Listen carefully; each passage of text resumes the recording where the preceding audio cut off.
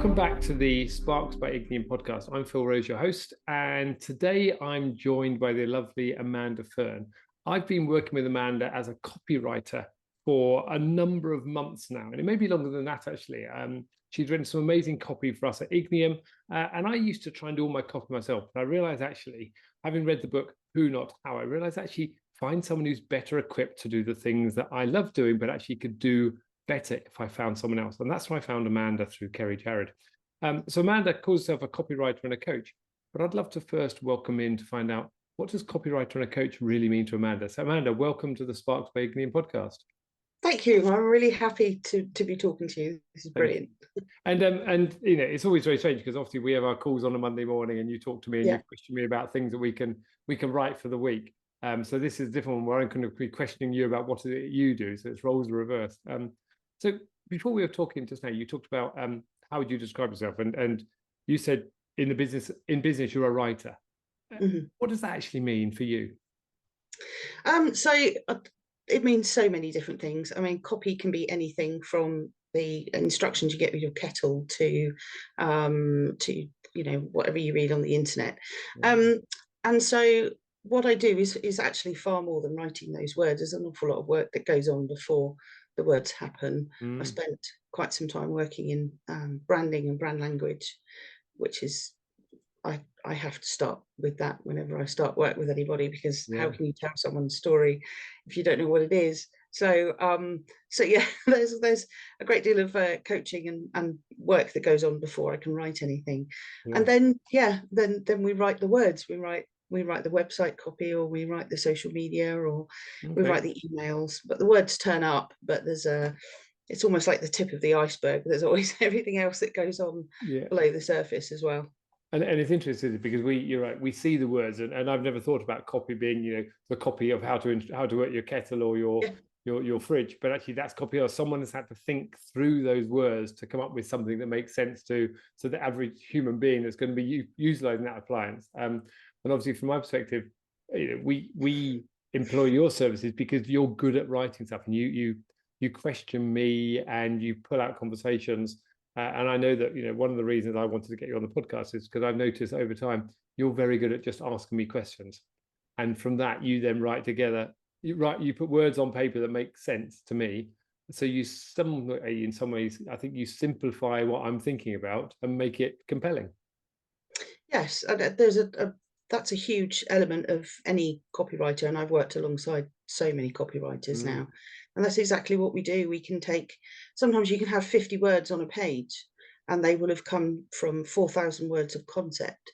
So there's, like I said, there's a massive amount of work that goes on before those few words are written, honed down, chiseled away, processed, reordered. There's a lot of that work that goes on beforehand, but there's also this, like you said, there's this, how do you know what the answers are unless you've already asked the questions? So sometimes you have to do this deep dive with people. What really is your message? What is it that you really want to say, and who are the people you want to connect with? I think it's interesting, isn't it, that deep dive, because you know, you and I have talked about, you know, core customer, and I'm delivering a workshop on it tomorrow morning, but core customer is one of the key things. You have to do a bit of work on that to find out who are you selling to in the first place, or shall I rephrase that, who are you marketing to in the first place? And I come back to one of the phrases I heard from someone I worked with 20 plus years ago, and he said the point of marketing is to make sales superfluous. And that's interesting when you look at that in terms of, if you get great marketing, people just want to buy. So I wonder, who are the people that buy what you sell, i.e. copy? Who do you sell it to? I spent years working in corporate, so I've written for all sectors across the board. Now my core client base are coaches, therapists, healers, and that's everybody from people who work in you know, high level leadership coaching, all the way through to, I work with energy healers as well. So everybody from one end of the spectrum to the other. The thing that brings them all together is that they've all been through some kind of journey, and they're now using that vulnerability to help others. help them to heal, help them to refocus, help them over a threshold in their life, direct them from whatever crossroads they've reached. And it's making sure that they're reaching out with the correct energy. So those are the people that I work with, and a lot of them are quite vulnerable themselves. So, to be conscious of that, whatever their superpower is, it lies in that vulnerability. So, yeah. And it's interesting, isn't it? Because the bit that comes out for me is that you said they're at a crossroads, and to enable them to get to where they need to go, they've had to obviously go through some journey for themselves. But they've also got to be quite vulnerable in their own copy, the content they're putting out there, so people can connect with them. So how do you do that with people? Because obviously that's quite a tough gig in some ways, getting people to open up. Yeah. And then for you to put it on paper as well. Sometimes it takes a long time. Sometimes it takes months and months and months. It's funny, actually, when I go through a brand language session with someone, and that takes about an hour and a half. I always joke, I can look at the clock, and it usually takes an hour and 20 minutes for somebody to actually tell me what they do. Wow. So they come up with all the expressions that they've been told to use to express what they do, and after an hour and 20 minutes of really digging deep, they tell me what they do. And very often it comes along with a massive emotional release as well. It's not unusual for a client to reach that hour and 20 minutes and cry. Wow. And it's a happy thing. It's a real release and a visibility. It's like they say, somebody has seen me, and that's what we work with. So it's not necessarily about making people fully visible, their wounds and their journey and the things that they don't want to share, but this energy turns up in the words that we use and the stories that we tell. And it's very subliminal. It can be very subtle. Sometimes it can be quite strong. But it can come through in a blog, in a podcast, in a conversation. These things come through if you allow them to show up. I think that's really interesting, actually. And I haven't watched the clock from a coaching perspective, but I'd love to do that maybe at some stage, just to find out when do the real light bulb moments happen in coaching. Because you say, an hour and 20 minutes and people suddenly get it, and there's that outpouring of emotion when they suddenly realize somebody's seen me. And I think, to be honest, you say in your bio here, copywriter and coach, it's that coaching element that brings that out for people. So by you asking them questions, they get to a point where they think, that's it. Yes. So all power to you and all credit to you to actually enable them to get to that point in their journey, having probably spent long time themselves working out what it is. So what's the thing you do in that case? What you use that word superpower, and I think I know the answer to this before I ask it. But what is your superpower? I think it's allowing, as we said, allowing people to show up as themselves. So if somebody's hurting or they're healing, it takes a great deal of courage and bravery to reach out and try and find the right person for them to help them on their journey. And as we said earlier, the teacher will appear when the student is ready, and it's making sure that that teacher has fully shown up as themselves, so that the people can approach them, or they can have a conversation, or they can start working together. But it takes a great deal of bravery for that practitioner to show up as themselves. So it's just making sure that their energies match, because if their energies don't match, then they're not going to be able to work together. So very true. It's making sure that that those superpowers are not just visible, but somebody has the confidence to put them forward. I think that's really interesting, actually. And you mentioned a whole lot of things there, and I think this thing about taking bravery, because actually I used to say, and I still have this phrase in my back pocket, that a coach will only go as far with their client as they're willing to go with themselves. And I think that's really powerful, because for us coaches, we do uncover a lot of things. Even though I'm a business coach, I always say that it's the human being that I coach in front of me. And we talk about coaching in a number of different phases. And effectively, I talk about box 1, box 2, and box 3. Box 1 is just the content. It's what's going on for you out there. Box 2 is the content the context that sits behind that content. Box 3 is where the magic happens, though. Box 3 is the personal values and beliefs that sits behind. It's the personal context. And for me, I need to work with someone in box 1, box 2, but I need to allow them to step into box 3 when they're ready. And not everyone wants to do that straight away. And those that do get that massive uptick when they say, that's the reason I come to coaching. And box 1 and box 2 are surface level in some ways. It will solve the problems in the business, but it won't solve the personal problems that have created it in the first place. So I need to get people into box 3 to really make that transformational shift. Yeah. And I always say that there's hundreds of thousands, probably millions of coaches out there, but there's only one like you. Yeah, that's a good point. So I agree with that. so there's only one like you. So what is that about you that people need to find? And how dare you keep that brilliance from the world? How dare you? Yeah, and I think that's really powerful, isn't it? How dare you keep your brilliance well? Because I think, you and I talked a lot about this, about as coaches, we help people really transform, and the people you're working with, you said earlier, coaches, therapists, they've been on the journey themselves, and therefore they've got that superpower to help other people. So I think there's a lot to be said for that. But how do people go looking for these things? Because obviously, you mentioned earlier you worked for a holiday company writing brochures. Yeah. So in my logic, people would turn up a travel agent, now being online. They would have some idea about what they wanted, but how would you go about attracting people to the copy so that if I'm looking for a therapist, I find it at the right time? Using that phrase, when the teacher's ready, when the student's ready, the teacher will appear. How would you go about creating that? It's the energy that you turn up with.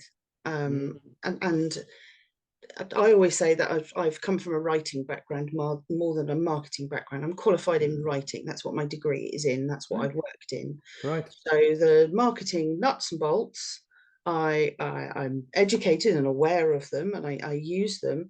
But I'm very much interested in the workings, the practical workings of writing and energy and how people read. And I've always been very interested in attraction marketing. Okay. And there's an awful lot out there that you can read about the nuts and bolts of attraction marketing, but I know that it takes a huge amount of personal investment and personal exposure, I guess, really, vulnerability.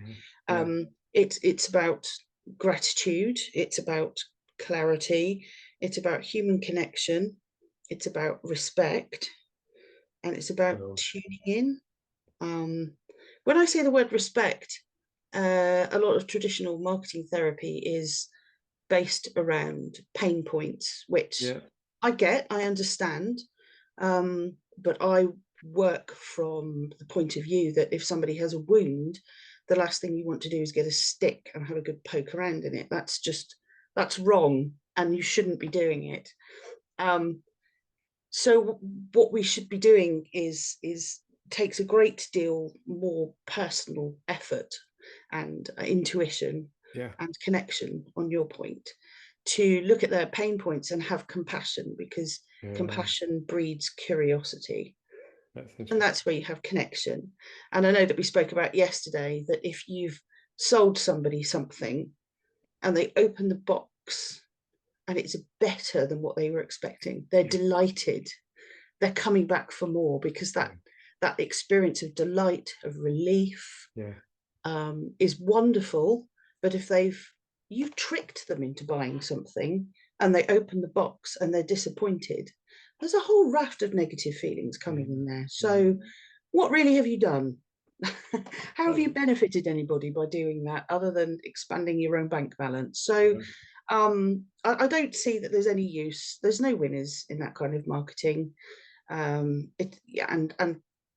by being more connected, in tuned, intuitive, I just feel like that kind of marketing is it's good all round. There's no losers. I love that. I love that being about intuitive. Let me just come back to the phrase you said just now: gratitude, clarity, human connection, respect, and tuning in. I love that, in the sense that, well, that's what, in your mind, attraction marketing is about, because it's about attracting the right people who want that thing at the time. And your view, and I've got this mental picture now of opening the box up, and if it exceeds your expectations, you're delighted with what you've got. And it's not about manipulation. It's not about, in your phrase there, poking the stick into the wound and twisting it to find the pain. Ironically, or coincidentally, when I first set up my business in 2004, I did go on a sales training course, and it was all about doing exactly that. Yeah. It was about opening the wound and scratching the scab until it bled, and then finding the solution. And a lot of people talk about pain, but I think this key thing about attracting people to it because they can see that positive. The bit that goes in my mind is, humans are driven by two drivers, the away from and toward motivation. And I think that toward motivation is where I'm hearing you come from, in the sense that people feel that connection, they feel your curiosity, and they feel your compassion. And that's what makes them want to be talking and listening and understanding what you're doing more. So there's a combination of that toward, I want more of that, but also they're sensing some pain, and they're realizing you've got the solution to it through your writing. Mm-hmm. So it's really, really powerful there. So just tell me about human connection. I think I want to come back to that in that sense. What do you think is the key thing in that attraction marketing, about building that connection? How do you connect with your reader, because you don't know them?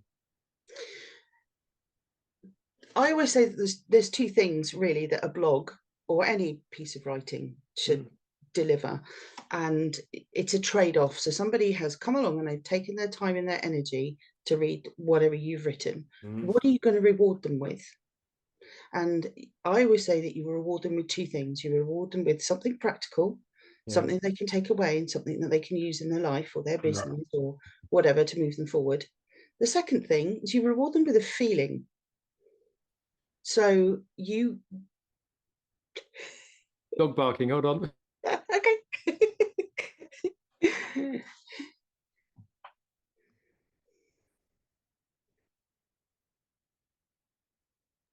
After that slight interlude, I completely forgot the dog was in the room. Everyone else knows to not disturb me when I'm recording class, but I forgot the dog was asleep on the sofa. There we go. That's so funny. That's she's seen something more exciting. So I completely lost track of where we are. That's always funny. One day I'll do a list of these outtakes in these podcasts, and that might be in there. Poppy wakes up and starts barking midway through. So let me just recap in that case, and I might just leave that piece in because I think it's quite amusing, actually. So human connection. Let's just come back to that. So you're probably throwing you off track as well, but where were we? No, so I was just saying that there's two things that you need to reward your reader with. They've taken their time and their energy to read whatever you've produced, and read or listen. I work with quite a few people who produce podcasts, but there's two things that you should be rewarding them with. The first thing is something practical, something that they can take away and they can use either in their life or in their business, something even very small that can transform something that they're doing into something that works better or feels better. And the second thing you should give them is a feeling. So what feeling are you leaving them with? Are they going to feel inspired, encouraged, creative? Are they going to feel innovation? Are they going to have new ideas? Are they going to be curious? Are they going to be more compassionate towards others? Are they going to see things from a different perspective? So to give them something practical and give them a feeling. And a lot of people will forget what you've written, but they won't forget how you've made them feel. So you're instantly keying into good feels, and by the time they've clicked onto your website or they've made an appointment to talk to you or they've engaged with you in some way, you've already built a relationship. It's already there. They already know you. You do, and you've connected through their intuition, even through the feelings, the emotions in their body. You've done it already. You've already started that connection long before you've spoken to them. I love that, and I love that. It's the Maya Angelou quote that comes out there in terms of people forget what we've told them, but actually you never forget how you made them feel. And I think that's the key bit there, because I think that emotional connection is the really key bit. And I love your point there about giving them two things, giving them the practical key takeaways they can do something with, and leaving them with a feeling, leaving that inspired, encouraged, creative, but leaving them wanting something. And that's the key bit, because that's the motivational piece. And in some ways, that goes back to the psychology and the anatomy of the brain in terms of the way that we're wired. To get that initial connection, you have to be driving towards the emotional center as opposed to the thinking rational center. Yeah. Because that's what makes that connection come alive. So I love that in that sense. So attraction marketing, let's just come back to that in that case. You said earlier, there's lots of methodologies to follow. And you said your degree is in writing, because that's what you are. You're a writer at heart. But what is it about attraction marketing that attracts you in that sense? What's the thing that says, yeah, that's why I want to be doing what I'm doing? Feels good. Yeah. That's it. That's all there is to it. Yeah. It feels good. It feels good to do business in a good way. That's what feels good. Yeah. As somebody who has a history of trauma survival and recovery, there's a lot in the world for somebody like me to navigate. There are things that I stay away from. There's things that might shock me or surprise me or come up on me.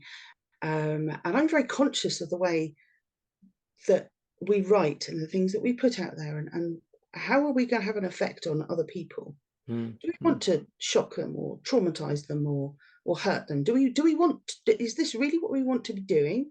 Or particularly in this particular area that I work in, with clients who have their own vulnerabilities, who are reaching out to other people with vulnerabilities, do we actually really want to be marketing like that in this area? Because that doesn't really feel right for me. Yeah. So that it feels good. That's all I can say. It feels good. And part of it is, as Gabrielle Bernstein says, it's part and parcel of this is putting your good goggles on. Yeah. Yeah. And the more good you see, the more good you see. And the more good you do, the more good you do.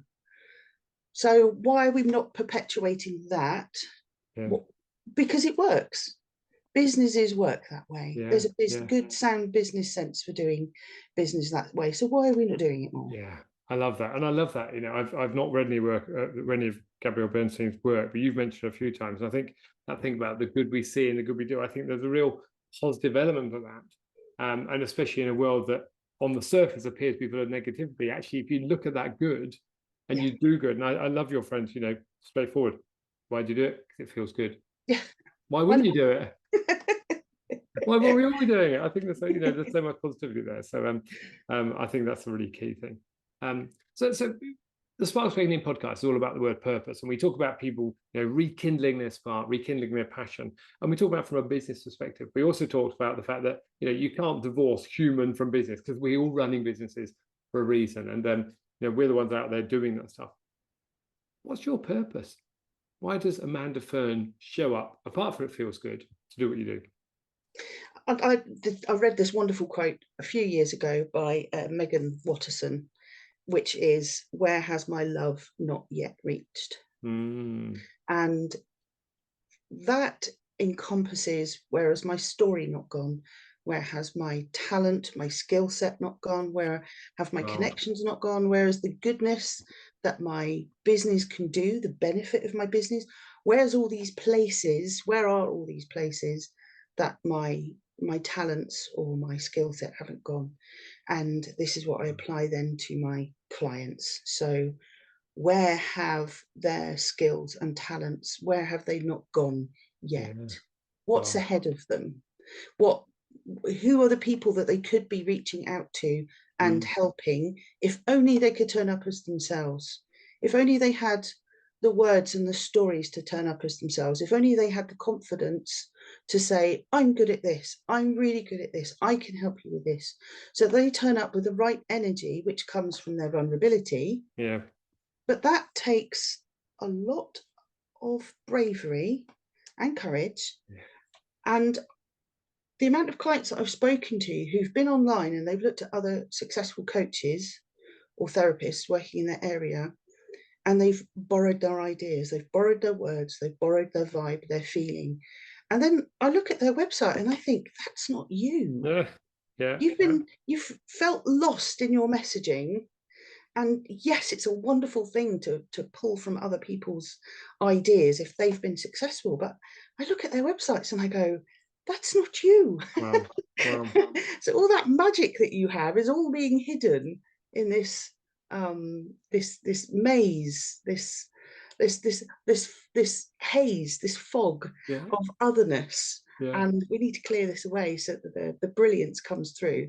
And then, so my purpose is to make sure that the hurting and the healing people find exactly the person for them. Wow. And Wow. I then, love that. I love that. So there's something there, and you use the word haze, and I think that's really interesting. Is what you're helping do is cut through. So that energy, that vulnerability, and I've written on my page here, you know, they're shouting, "It's me," and you're saying, "It's not you." You're helping yes. them really be who they are authentically, Mhm. and helping them, which is why when you talked about earlier, they after an hour and 20 minutes they suddenly get it, Yeah. because before they've not realized that's me. They've been trying to borrow someone else's and put someone else's mask on effectively because they think that's the best way to show up for the world. Yeah. I think that's really, really powerful. Love it. So there's something there about helping them show up fully, authentically, and bravely as well. As themselves. Yeah. Yeah. That's where the Okay. magic is. I love that. So there's lots there we've just talked about in terms of, you know, the steps you take, and I wonder what's, you mentioned at the beginning, you talked about how you go through and help them create their brand in terms of their brand language, and you talked about it takes an hour and 20 minutes, and then you said to me just now when asking, you know, what do people want from attraction marketing, you said some key things, some practical things. So I wonder what practical giveaways would you give away right now to say, if you're looking at crafting something for yourself, these are the steps you need to go through. Can you distill it down into 3 things, or is it something that's a bigger podcast in its own right? So there's also this saying, in stillness we receive. So there's an awful lot of conflicting messages out there about marketing, about how you should project yourself, how your business should work. And I'm a massive believer in stillness we receive. So when you can slow down and you clear this away, I'm a massive fan of stepping away from your desk if you've got any kind of blockage to thought or writing.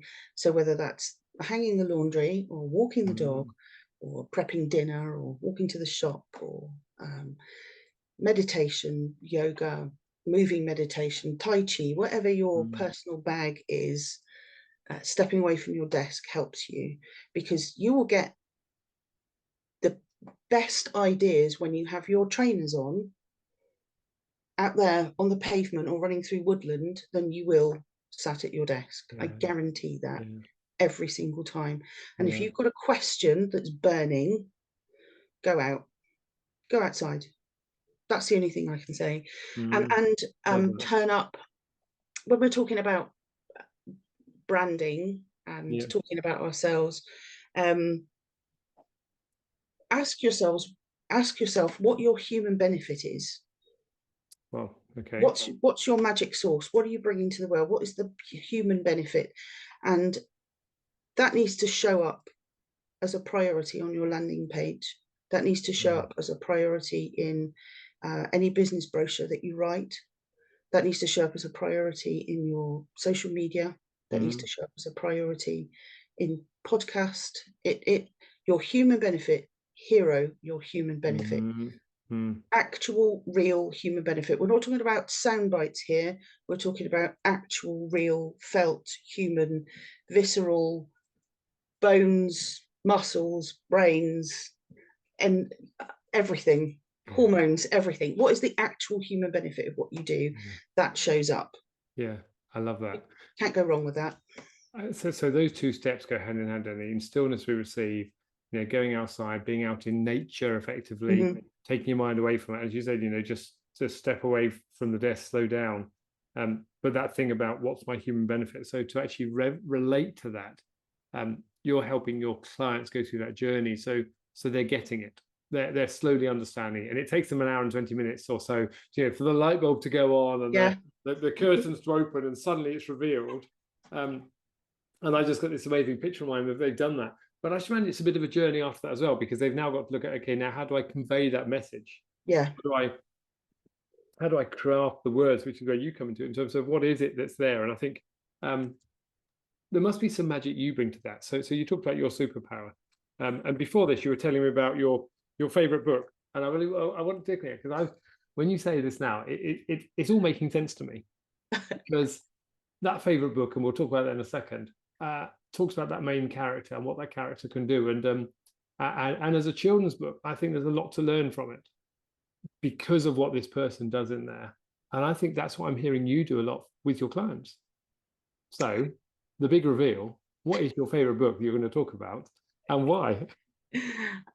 So my favorite book, and it's a book that I studied at degree level, so I did my dissertation on this book as well, is The BFG by Roald Dahl, who I realised Roald Dahl belonged to his era, and these days he is quite a controversial author. Yes. But the thing that I love about the BFG is that he sees dreams. He sees them and he hears them. He knows the power of dreams. He knows the power that by breathing these dreams into other people, how he can affect their behavior and how he can delight them. He also knows the power of, I think they're called the Truggle Thumpers. They're the bad dreams, the black and purple dreams that thrash around in the jar. He knows the power that they have as well, and he's very guarded with them. He keeps them very tightly screwed up in jars. So he knows that to unleash those is a really bad thing. Yeah. But his delight, and he puts himself at risk every night going out with these dreams. So I believe in that. I really believe in that. And as a 10-year-old child, I believed in that. And I still believe in it now. Yeah. So. And you know, as you rationalize it now, isn't it? We get that emotional feeling because whether you've read the BFG or not, and if you have read it, it'll make a lot of sense. If you haven't read it, you probably need to go and read it now. As you said, Roald Dahl can be a controversial character. I've been looking and reading Roald Dahl for 20 years, effectively with my children, probably not for the last few years, but I think there's some real power there. But the bit there is he sees and hears dreams. And as business owners, as people, we all have those dreams. Yeah. Often we put our dreams aside to go and do something else, though. Yeah. And it's interesting, isn't it? When you talk about purpose, I feel a bit of emotion welling up in me now when you think about that, in terms of that dream of what we really want. But we're often constrained by our Truggle Thumpers or whatever you said there. Yeah. The bad dreams. So we put the lid back on our dreams rather than letting the lid off and letting it fly. And you know, from your perspective, you know, the BFG listened, he had his catching net to capture the dreams, and he had his trumpet to suck the dream out. But there's really something there, isn't it? Now, as a 10-year-old, you believe in it. And you know, if I think about I know there's no 10-year-olds listening to this podcast, but all of the people that are listening to the podcast, I believe, were once 10-year-olds, and therefore had a dream. I wonder what you'd say to them with your BFG head on and your writer's head right now about what they could or couldn't do. I'm reading Glennon Doyle at the moment, her book Untamed, and in it she asks the question, who were you? It's something like this. Who were you when you were 10 years old before someone told you who you had to be? And that's a very powerful question. Yeah. We all have stories about how we should use our talents, what our bodies should look like, what our lives should look like, the things that we should own, the people that we should have in our lives. We have all of these stories. And I have one client who helps people, as she says, who've put their ladder up against the wrong wall. And actually accepting that you've put your ladder up against the wrong wall is a huge thing. And people morph. So the clients that I work with, their messaging morphs. The people that they work with, their ideal client base, their key services, they morph over time as people discover. It's giving them the bravery, though, to go, actually, do you know what? You can climb down from that ladder. we can take the ladder and we can put it up against another wall. That's Yeah. fine. Yeah. So I've helped people to start podcasts. And that's the great thing. That's the amazing thing about it, is that somebody can go, "Oh, that's not me. I don't really want to do that." And you go, Yeah. "Well, give it a go, give it a try." Yeah. And then you end up with a client whose podcast has taken on a life of its own. And people who listen to your content or read your content can follow the dots back to you. Yeah. Yeah. You can't follow the dots out to them. You have no idea where your content is going Yeah. and who it's going to No. benefit. So I guess kind of what I'm saying is it's always a journey. Yeah. There's always things flow and move, and Yeah. Yeah. they generate other ideas as you go. Yeah. Um, so nothing is ever static. So if you Yeah. Yeah. believe you are one thing, Yeah. then question that belief. Yeah. Perhaps you're not. I love that. Perhaps you're something else. Yeah, and I love that. I love that intensity. You may have the ladder up against the wrong wall, Yeah, and it's sometimes hard to come down because you're not sure what coming down is going to be like, and then you're not sure which ladder to put which wall to put your ladder back up against. But the point there, and I come back to that untamed quote. Who were you when you were 10 before someone told you who you had to be? yeah. That's quite. That's hugely powerful, isn't It is, isn't it? it? Yeah. I think that's. I think there's real power in that. It's brought tears to my eyes to think about it. I think it is really powerful, and I think we all, as human beings, do what we do, but sometimes we need to just sit back and question: Are we doing what we are born here to do? That comes back to the word purpose. Do you find your purpose, or does your purpose find you? And actually, if you get back to that root of what we do, a lot of people do get trapped in just going up that ladder, and they put the ladder up against the wall and they just don't want to come back down again. Yeah. Because the view from the ladder is pretty good, but they just don't realize, as Stephen Covey once said, we're in the wrong jungle. Yes. And actually we need to understand, okay, let's go back to the other jungle. Let's work out where we are. Yeah. I think that's quite a powerful piece. So we're going to come to the end of this conversation in a minute, and there's so much more I can come back to. And I think there's two things that just come to my mind. When you were talking about attraction marketing earlier, you said, to paraphrase you said there's two things you need to give people. And you said one is practical tips, takeaways, and the other one is a feeling. And I think you've given some practical tips already in terms of the things you can do: slow down, understand your human benefit. But also, for me specifically, you've given a bit of emotional feeling as well, just in some of those words. So it's quite interesting. Whether the listeners got it, I don't know, but I've got it straight away in terms of that practical tip, but that emotional feeling straight away. So let's just think about things. And I said to you before, and I pre-warned you of some of these questions I might ask. So, what do you know, Amanda Fearn, now that you wish you'd known when you were younger or earlier? What do you wish you'd known? Well, I know I said to you earlier that fear of lack brought me to a place of pretty severe lack. Yeah. And that's happened to me, I don't know how many times in my life. But a spirit of abundance, this hope, this trust, this feeling of you've got this, you can't lose, go and do it. So fear of lack brought me to lack. A feeling, a spirit of abundance and hope brought me to an abundant place. Yeah. So Bravo. Particularly, I keep saying this over and over again to my daughter who's going through her GCSE mocks at the moment. You can't fail. You cannot fail. You can't fail. If you have opportunities for learning, so if you don't meet a grade somewhere and then you're given pointers or signposts to new learning, great, grasp them. But you've not failed. No. Who fails? It comes down to bravery, and it comes down to courage again, and it comes down to reaching inside and being authentic. But my fear of lack led me to lack. Massive lesson in my life. Wow. But abundance and faith has brought me to a place of abundance and faith. So that's amazing. And what enabled you to sense that one was one path, but you needed a different road? How did you move from lack to abundance? I had to try something different. Yeah. Okay.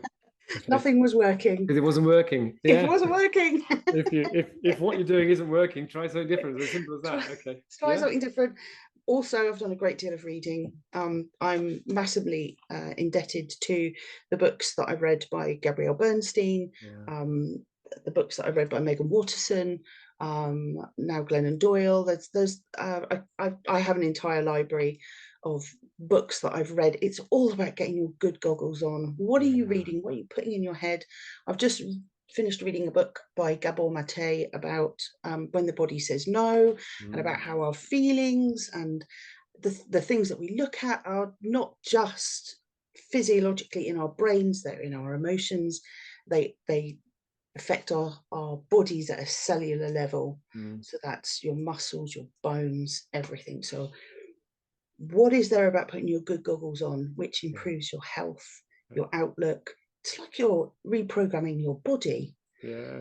And by extension, as a writer, then I help other people to put this good stuff out there so that they're encoding other people's bodies, and then suddenly we're kind of making everything better for everyone. So yes, that's my approach. That's my take. I love that. And actually, there's a real connection there, isn't it, between the bit that we should have known earlier was fear of lack versus the abundance mindset, and then this view of you've been out reading, you read round different authors, and you named a few there, and we'll include those in the podcast show notes for people who want to go and look at some of those books, because I think there's other things there. And but the key bit there is you can do it. So one final question, and that final question is, you can go back now and tell that younger Amanda one thing. What is that one thing you're going to tell Amanda? You've got this. You've got this. Have it. You can't lose. Yeah. You've got this. Your life is going to take you to depths you could not imagine, but you still got this. Yeah, I think that's amazing. This life is going to take you to depths you can't imagine, but you still got this. Yeah, love it. So love it. Thank you. How would people find you? I know where to find you because I talk to you every Monday. So how would people find you? So come in, please book a chat with me via my website. It's very easy to book a free coffee and chat with me. My website is www.liftcopywriting.co.uk. That's by far the easiest way to come along and book a chat. We can talk about anything: cake, the weather, gardening, anything. Just come along, book a chat for half an hour, and we'll see where we go. Yeah, wonderful. Good. So liftcopywriting.co.uk, go book a chat, have a conversation, and see where it might go, because you never know why this attraction might go. But either way, you'll have a conversation will leave you with a practical tip and an emotional feeling at the end of it, which is all you need. Yes, absolutely. Yeah. Absolutely. Amanda, thank you. It's been a pleasure talking to you, and I look forward back to having our conversations on Monday mornings even more in that case about we will. So yeah, thank you. Amanda Fearn, thank you very much. Thank you.